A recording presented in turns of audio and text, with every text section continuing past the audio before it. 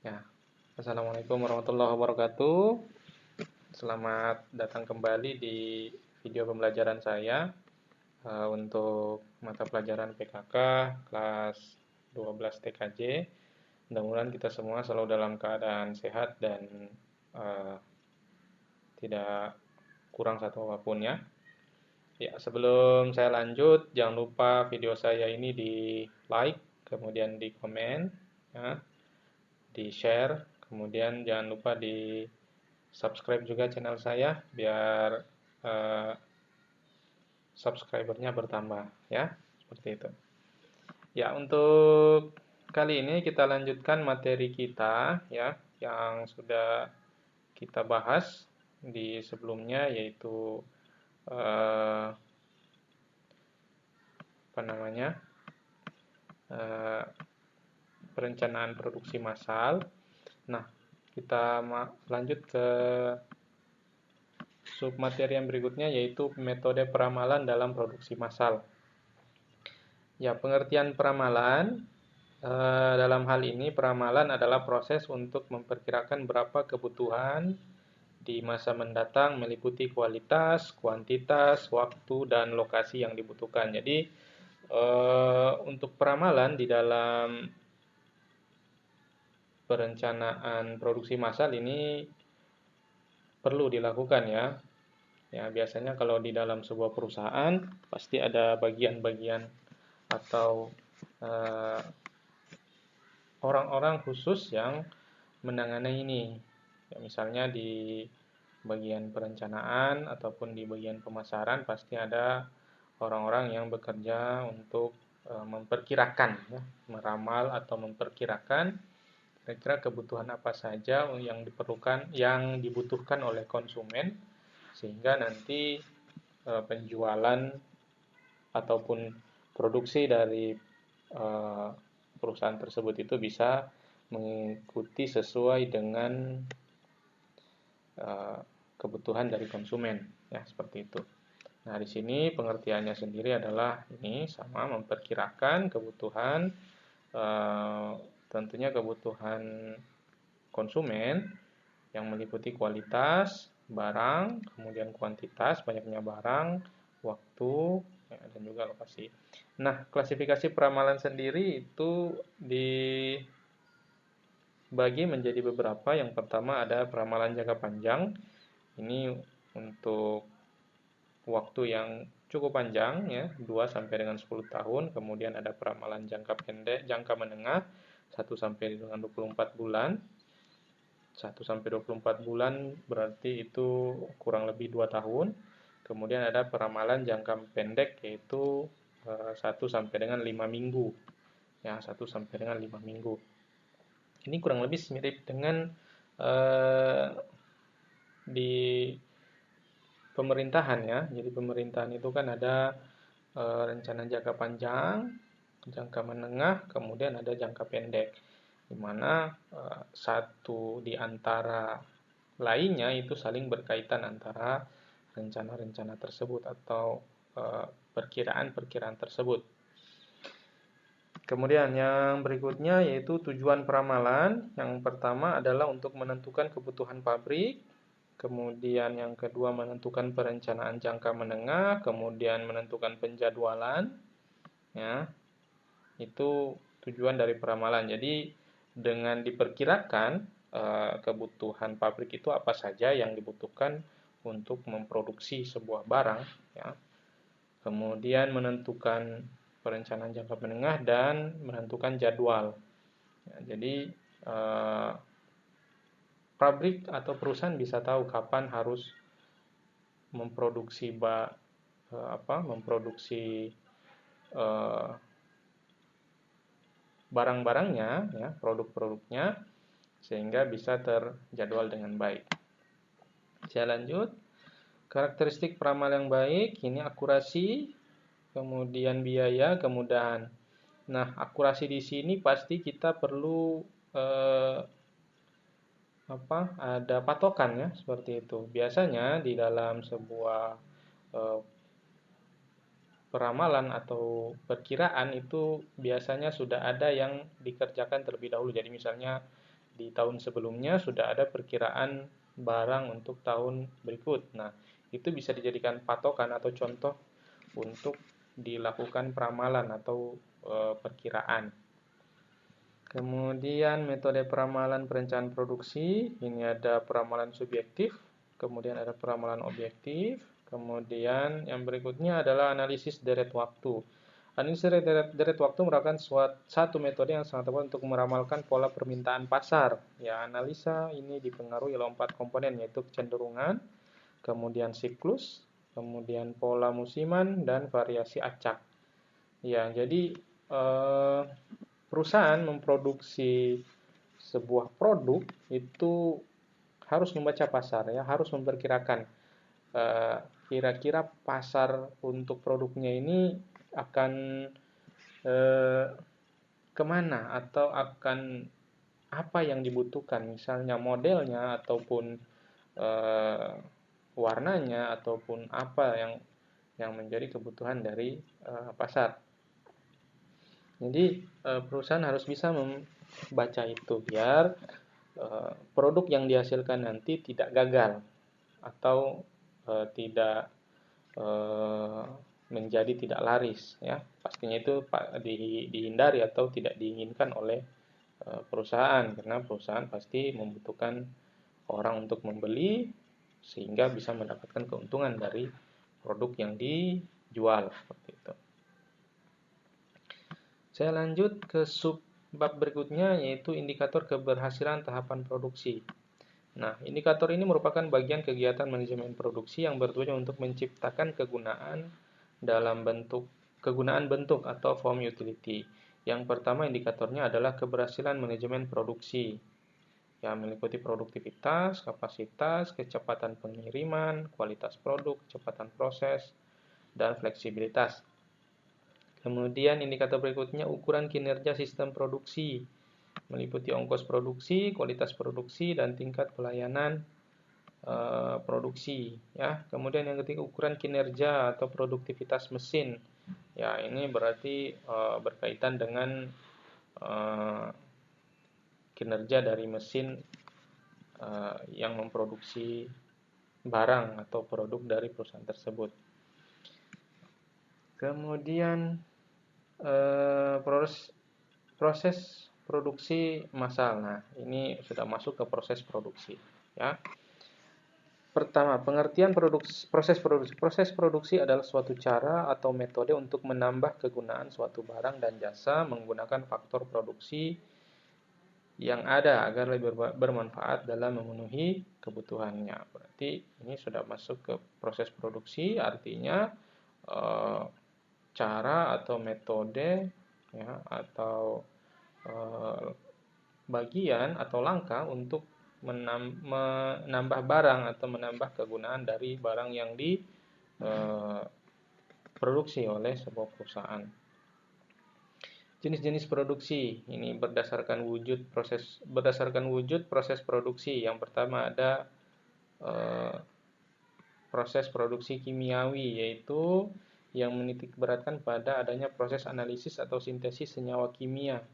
Contohnya yaitu produksi pada perusahaan obat-obatan, tambang minyak, tambang emas, ya, dan lain-lain. Itu kan proses produksi kimiawi yang melibatkan atau menggunakan bahan-bahan kimia. Kemudian ada proses produksi perubahan bentuk, yaitu proses produksi yang pelaksanaan produksinya menitikberatkan pada perubahan masukan atau input menjadi keluaran sehingga dapatkan penambahan manfaat atau faedah dari barang tersebut.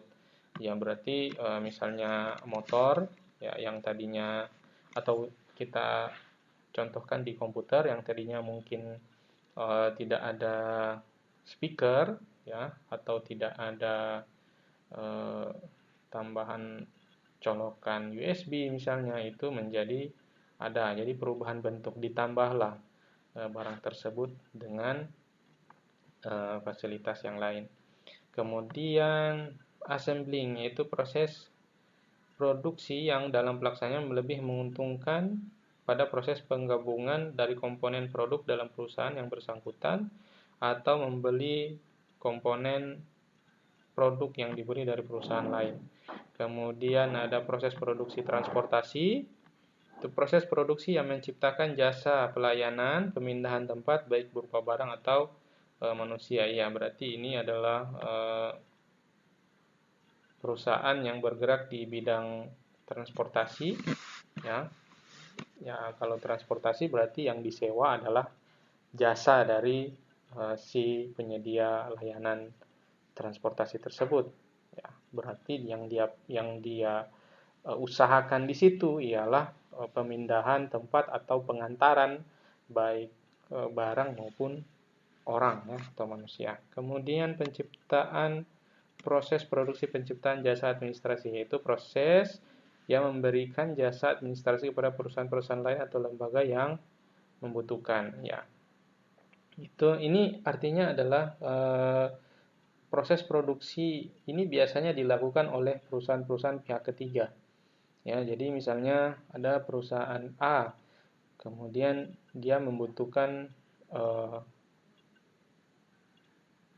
pelaporan, ya. Berarti yang dibutuhkan adalah berkas-berkas administrasi yang dimana mungkin di kantornya itu belum ada bagian yang menangani itu, maka dia menyewa perusahaan yang lain untuk menangani berkas administrasi di kantor tersebut, ya. Itu pihak ketiga. Kemudian berdasar arus proses produksi, ini ada terus-menerus, yaitu proses produksi barang atas dasar aliran produk dari satu operasi berikut tanpa penumpukan di suatu titik dalam proses. Kemudian terputus-putus, yaitu pada jenis produk diproses pada kumpulan produk bukan atas dasar aliran terus-menerus. Kemudian proses produksi campuran, ini merupakan penggabungan dari proses produksi terus-menerus dan terputus. Kemudian proses produksi berdasar penyelesaian proses produksi. Ada tipe A, dapat diperiksa dengan mudah. Setiap tahap proses diproduksi dilakukan dalam perusahaan dapat diperiksa secara mudah. Kemudian ada tipe B, dapat diperiksa dalam beberapa tahap. Berarti pemeriksaan barang ini dilakukan secara beberapa tahap. Kemudian tipe C, tipe D, ya, dan tipe E, yaitu perusahaan dagang dan jasa merupakan proses produksi dari perusahaan semacam ini menjadi agak berbeda dengan beberapa perusahaan yang melaksanakan processing dalam proses produksi yang dilaksanakan dalam perusahaan yang bersangkutan. Kemudian saya lanjut, proses produksi berdasar bahan mentah. Ini ada dua bagian, ya. Pertama adalah analitik, merupakan suatu bentuk proses produksi yang menciptakan beberapa barang dari satu jenis bahan mentah atau input. Kemudian kalau sintetik berarti yaitu suatu proses menggabungkan beberapa input atau bahan mentah menjadi satu barang yang lain. Berarti ini kebalikannya. Kalau analitik dari satu bahan menjadi beberapa barang. Kemudian kalau sintetik, beberapa bahan menjadi satu barang. Saya lanjut, tujuan proses produksi ini meningkatkan efisiensi, meningkatkan produktivitas, meningkatkan kualitas. Tahapan proses produksi, ya, penyediaan komponen, kemudian injeksi plastik, pengelasan. Ini lebih spesifik ke produk-produk yang tidak umum, ya. Ini berarti kalau penyedia komponen adalah seksi yang harus menerima mengklasifikasi data. Ini injeksi plastik, seksi yang harus memproduksi komponen plastik. Ini artinya materi yang ini lebih dikaitkan dengan perusahaan-perusahaan atau tempat-tempat usaha yang melakukan produksi barang, ya, yang berkaitan dengan plastik. Kemudian ada pengelasan, ini berarti yang berkaitan dengan besi, ya, pengelasan, pengecatan logam.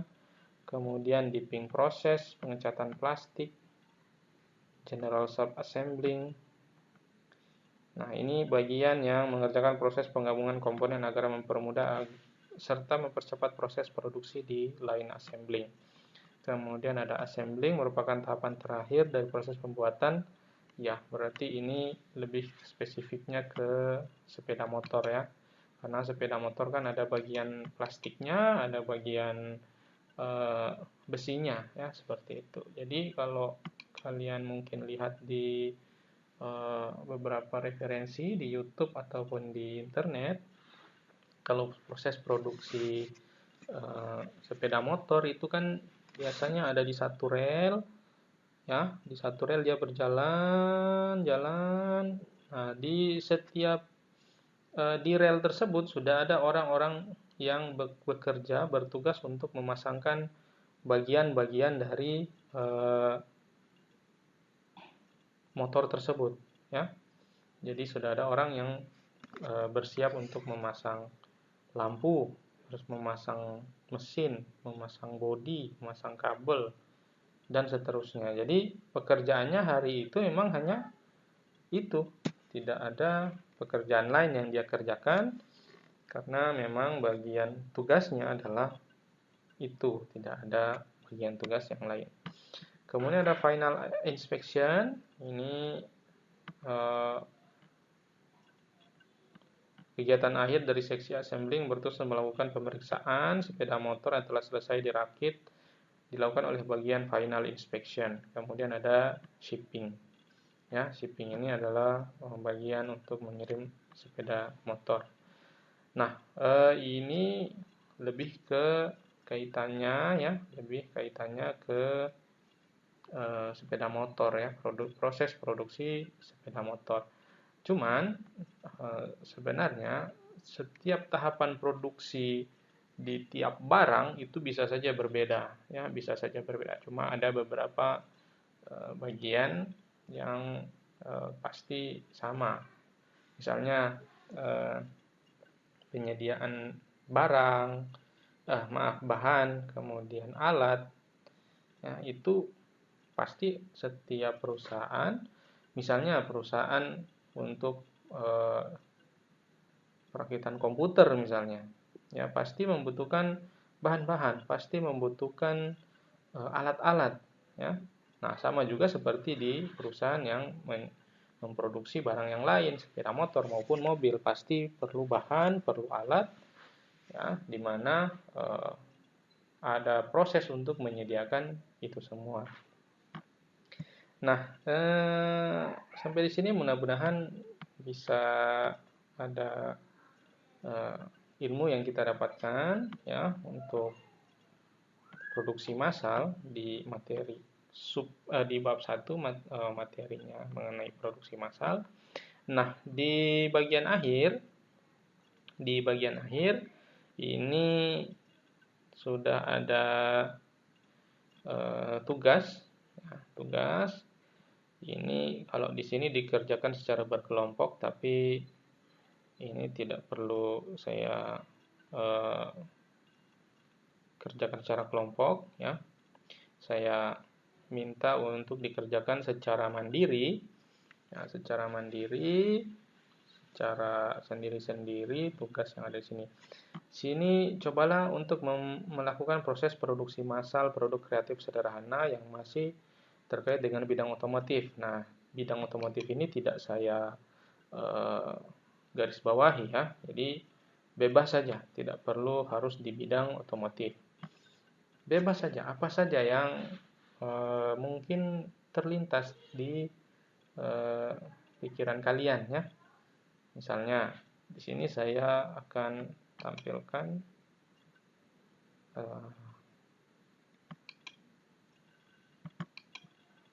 ini saya beri contoh saja.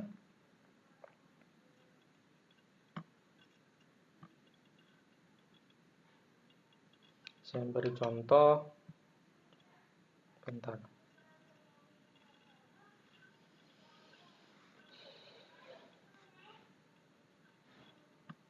Nah, di sini saya punya satu planning ya, rencana untuk membuat lampu senter menggunakan 2 baterai secara sederhana. Ya, jadi saya hanya akan menyusun 2 buah baterai, kemudian diikat dengan menggunakan lakban. Nah, kemudian ujung-ujungnya dihubungkan dan dihubungkan dengan 1 buah lampu LED. Nah, latar belakang saya untuk membuat ini, pertama ini judul, kemudian ini latar belakangnya. Ini saya akan membuat lampu senter menggunakan 2 baterai dan 1 buah lampu LED. Nah, direncanakan akan digunakan sebagai cadangan penerangan ketika listrik padam. Nah, hal-hal yang kecil seperti ini saja dulu yang kalian coba gali, ya mungkin di sekitar rumah, di sekitar lingkungan ada hal-hal yang bisa kalian coba untuk dibuatkan proses produksinya ya. Nah, apa saja? Tidak ada satu patokan harus ke bidang otomotif, harus ada kaitannya dengan komputer, tidak ya. Jadi tugas kalian ialah membuat satu perencanaan produksi massal terkait dengan produk kreativitas sederhana ya. Nah, di sini saya punya judul yang saya beri judul lampu senter 2 baterai sederhana. Ini latar belakangnya. Kemudian di sini ada rencana jadwal kerja saya ya. Ini ada 5 bagian, ada 5 kegiatan ya. Yang pertama dari tanggal 25 sampai dengan 27 Agustus. Ini boleh dibaca sendiri, perumusan dan pematangan ide. Kemudian tanggal 30 sampai 3. Saya bekerja sesuai dengan hari kerja ya. 5 hari kerja, Senin sampai dengan Jumat. Ya. Kemudian tanggal 30 dan sampai 31 Agustus gambar rangkaian lampu dan rencana pengkabelan. Kemudian tanggal 1 sampai 3 pembelian dan pengelolaan alat dan bahan. Kemudian 6 sampai 7 perakitan lampu senter. Kemudian tanggal 8 penyelesaian akhir lampu senter. Kemudian di bagian bawah di sini ada dokumentasi kegiatan. Ya, tapi ini belum ada dokumentasinya. Ini contoh saja. Nah, saya minta ke kalian, saya kasih tugas. Tugasnya dimulai dari tanggal 25 sampai dengan tanggal 8. Kurang lebih 25 besok ya. Sampai dengan tanggal 8. Kurang lebih 2 minggu dari sekarang ya. Kurang lebih 2 minggu dari sekarang untuk membuat tugas ini. Jadi tugasnya ialah membuat melakukan proses produksi massal berupa produk kreatif sederhana yang ada di sekitar rumah maupun sekitar lingkungan Anda masing-masing. Direncanakannya diketik ya. Bisa diketik di Word ataupun pakai WPS Office atau di di Google Drive misalnya. Di Google Drive misalnya, pakai Google Dokumen, ya, itu bisa, tidak ada masalah. Ya, yang penting harus ada uraian dari ide kalian ya, dituangkan dalam bentuk catatan. Nah, kalau sudah dapat idenya, dibuatkan seperti ini ya. Latar belakangnya apa? Singkat saja, tidak perlu harus berpanjang lebar. Kemudian rencana kerjanya seperti apa. Kemudian nanti ada dokumentasi kegiatan berupa foto dalam pelaksanaan proses produksi yang kalian lakukan. Jadi produknya harus ada, ya. Produknya harus ada. Mudah-mudahan sampai sini paham ya. Produknya harus ada, sekalipun sederhana. Apa saja? Mungkin bikin apa ini kalau di Jepang semacam karya tangan yang dibentuk dari kertas itu apa namanya? Origami. Mungkin seperti itu tidak masalah. Hal-hal yang kecil saja, yang sederhana saja, yang ada di sekitar rumah Anda, mungkin Anda melihat hal-hal, ada kegiatan di dapur misalnya, ada eh, ibu memasak, mama memasak, kemudian misalnya apa, alat masaknya mungkin ada yang rusak atau ada yang perlu inovasi di situ biar mungkin tidak panas, mungkin tidak kena ke tangan, apa saja. Silakan lihat dan eh, apa dicari ide apa kira-kira yang perlu kalian tuangkan ke dalam tugas ini. Ya. Jadi di dokumentasi apa saja yang dilakukan selama pelaksanaan tugas ini.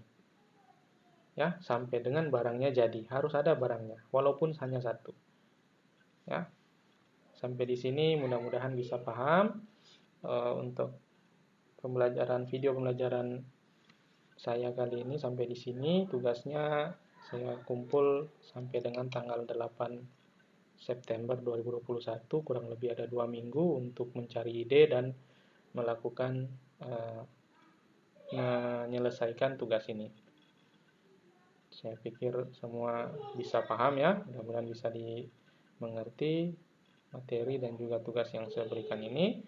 Sampai di sini untuk video pembelajaran saya. Jangan lupa di like videonya, kemudian disebarkan, di komen boleh, dan jangan lupa di subscribe juga channel saya,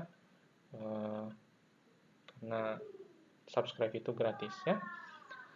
Saya akhiri, terima kasih sudah melihat video pembelajaran saya. Mudah-mudahan kita semua selalu dalam keadaan sehat. Assalamualaikum warahmatullahi wabarakatuh. Bye.